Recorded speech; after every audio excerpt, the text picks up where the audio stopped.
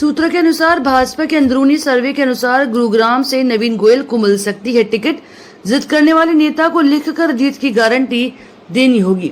सूत्रों के मुताबिक केंद्रीय गृह मंत्री अमित शाह की सर्वे सूची में अव्वल रहने वाले दावेदारों को ही टिकट दिए जाएंगे। जिन सीटों पर भाजपा नेताओं को रिश्तेदार, पुत्र, पिता अथवा बेटी चुनाव जीतने की स्थिति में होंगे, उन्हें भी टिकट दिए जा सकते हैं। गुरुग्राम सीट से बीजेपी से एक ही दावेदार है, यहाँ से नवीन गोयल का नाम चल रहा है। बीजेपी के सूत्रों से मिली जानकारी के अनुसार टिकट बंटवारे के लिए कुछ खास मापदंड तैयार किए गए हैं। पार्टी चुनाव में जातिगत समीकरणों को ध्यान में रखकर ही टिकट देगी। जीतने की क्षमता और लोकप्रियता का पैमाना भी बनाया जाएगा। नेताओं के बच्चों को टिकट देने से भी पार्टी परहेज नहीं करेगी।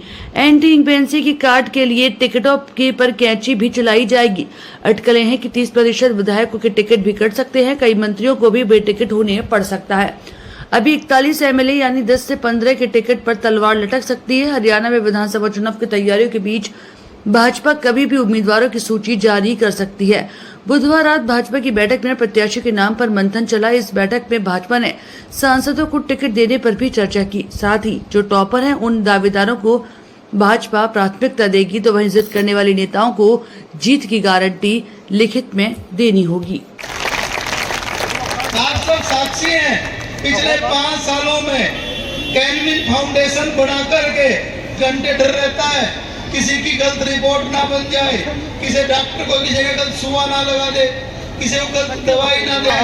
और आपको ये भी दावे से कह रहा हूँ, अगर इस कैनविन आरोग्य धाम का सबसे ज्यादा फायदा हुआ हमारे रोशनपुरा को, हमारे और आप सबकी दुआएं हैं दोस्तों।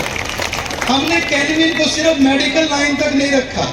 मेरी चाची ताई 5 मिनट और बैठ जाएगी। ऐसे ही जनता दरबार लगा करके काम करने की इच्छा है दोस्तों। आपको बताना चाहता हूँ कि 50% है और महिला इस सृष्टि को सर्जन करने वाली है, महिला इस सृष्टि का पालन करने वाली है। तो हमारी बहनों को, हमारी माताओं को कहीं पीछे नहीं रहने देना। उनके लिए भाई साहब, आप लोग जितना आपका एक्सपीरियंस है, लोगों के चेहरे बता सकते हैं। गुरुग्राम जैसे शहर में अभी हमने तिरंगा यात्रा करी और वहां पर 15,000 से ऊपर युवा भाई बहन आए। वहां पर एक स्कूटी पर हमने ऐसा देखा कि पति पत्नी और 2 बेटी, वो भी पूरे रास्ते के अंदर। उस यात्रा के अंदर 75 साल का, 80 साल का बुजुर्ग भी देखा। तो ये प्रेम, ये केवल वोट का भी नहीं है, ये मेरा परिवार है। और इस परिवार का मेरा एक फर्ज भी है कि मैं इनके दुख सुख में खड़ा रहूं। और मेरा ये हक भी है कि ये मुझे जहां मुझे जरूरत है वहां मुझे साथ देंगे। और ऐसी मुझे पूरी उम्मीद है। और ये तो आने वाला 4 तारीख का दिन ही बता देगा। मुझे तो पूरी उम्मीद है कि जैसा जन समर्थन मिल रहा है, आने वाले समय में गुरुग्राम के अंदर एक रिकॉर्ड बने, ऐसा हमारा पूरा प्रयास रहेगा। दिन ऐसा नहीं हुआ कि सुबह 6 बजे से लेकर रात को 11 बजे तक जनता के बीच में ना रहे हो। छोटे छोटे काम प्रदेश सरकार से, केंद्र सरकार की मदद से करवाए भी हैं।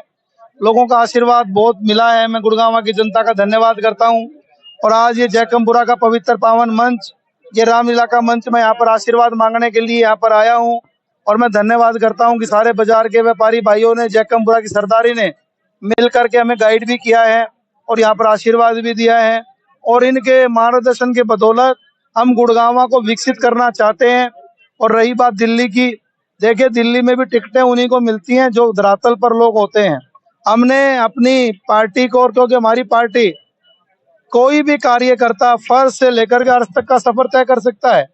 हमने अपना काम बड़ा ईमानदारी से, चाहे पर्यावरण विभाग का हो, चाहे जिला सचिव का हो, और अब व्यापार प्रकोष्ठ के प्रदेश संयोजक के तौर पर बड़ी ईमानदारी से करने की कोशिश करी है और आगे भी करते रहेंगे। और मैं धन्यवाद करना चाहता हूं कि सभी ने इसमें पूरा साथ दिया है। तो मुझे आशा और पूरी उम्मीद है, क्योंकि हम गुड़गांव को विकसित करना चाहते हैं और उसके लिए संवैधानिक पद का होना भी जरूरी है। तो हम भी चाहते हैं कि विधानसभा चुनाव लड़ें। उसके लिए हमने अपनी बात को रखा और मुझे पूरी उम्मीद और पूरा विश्वास भी पार्टी इस पे हमें अपना आशीर्वाद देगी। इलेक्शन करवाना इलेक्शन कमीशन का काम होता है। जो भी राजनीतिक पार्टियों ने, ऐसा है, हमारी पार्टी 24 घंटे तैयार रहती है। और जो अर्बन इलाके के वोटर कोई बाहर जाते हैं, उनसे निवेदन करता हूं कि कृपया चुनाव की सक्रियता को आप समझे और चुनाव में मत देना बहुत ज्यादा जरूरी है। इसलिए नहीं कि हमें अपने अच्छे लोग चुनने हैं, इसलिए भी जरूरी है कि हमारे ऊपर कोई गलत लोग शासन ना करें। तो मैं तो ये कहना चाहता हूँ गुड़गांव में रिकॉर्ड मतदान होगा।